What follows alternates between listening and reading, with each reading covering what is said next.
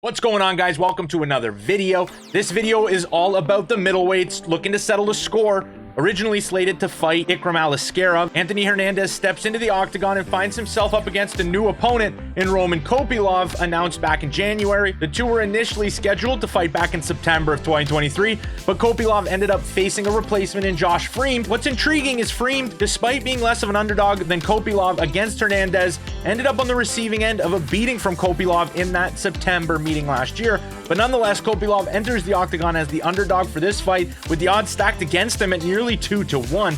Considering the short notice for Kopylov, you can understand maybe where it's coming from. The reach and height are identical, but let's delve into this matchup and see where the odds lie. Stay tuned as we break down this exciting showdown. Oh, Till's out! It's over! It's over! It's over!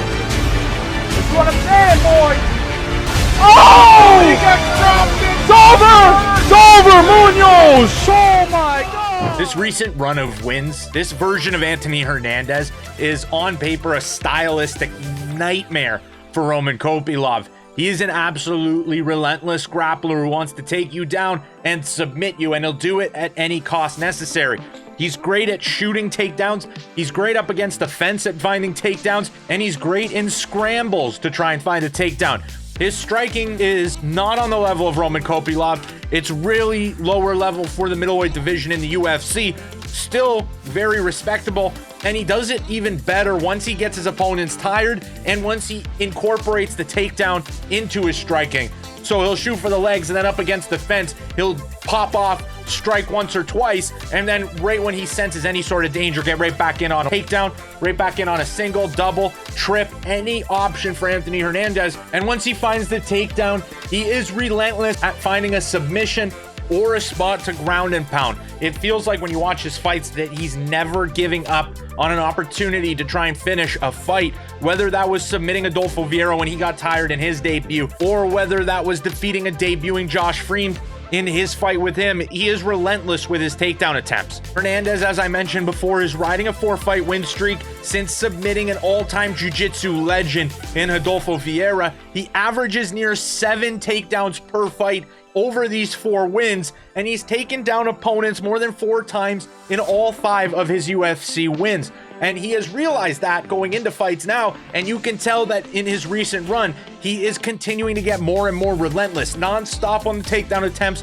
He is not willing to accept the striking scenario without him having your legs up against the fence, pushing against you, tiring you out. He does seem to get tired out in fights. If you go back to the Freem fight, Freem did start to pick it up in the second round, and when it comes to striking, Kopylov is going to have a clear edge here. But the question is, do you trust in Anthony Hernandez's game to shoot the takedowns, whether any compromising position on the feet, and then ride takedowns to a unanimous decision? Or honestly, if Hernandez is successful with 1 or 2 takedowns in this fight on those 3rd, 4th, 5th attempts, if he's that successful with his takedowns, I wouldn't be shocked at all. Anthony Hernandez's best route would be a submission in this fight, or if he chooses to use his great equalizer in the Freem fight 3rd round, where he just gets a takedown and then rides out positions and wins rounds on control time on way to a decision. And I don't think he's going to TKO Kopylov. Kopylov showed his toughness in the Duraev fight, where he was put in a bad position and he was eating shots nonstop on the bottom. So I don't see him getting a stoppage victory via TKO or anything like that.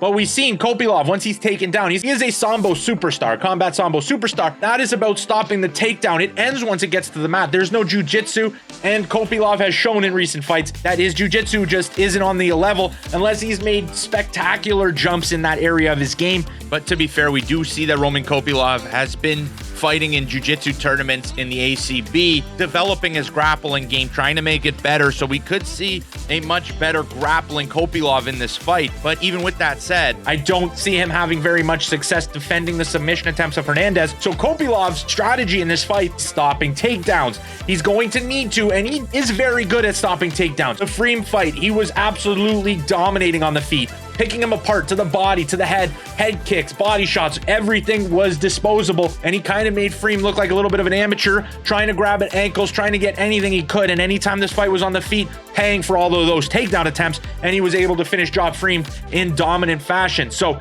if Kopylov can stop takedowns, which I do believe he has the potential to do in this fight, as I've seen throughout his career, especially in his regional career, he was fighting Russian wrestlers nonstop and he was stopping takedowns. So I do give the edge here to Kopylov, and I don't think the odds are giving enough credit to Kopylov as a defensive wrestler. And then when you look at the fact that he is working on his jiu-jitsu and he can make steps there. So when I look at it right now, worst case scenario, and he needs to stop the takedowns. Best case scenario, if he is taken down, he's able to get back to his feet. He's going to continue to pepper Anthony Hernandez on the feet. This will not be a close fight on the feet unless Kopylov is exhausted. So give me Roman Kopylov at plus 180 on DraftKings. I got him. I posted it to Twitter right when I made the play.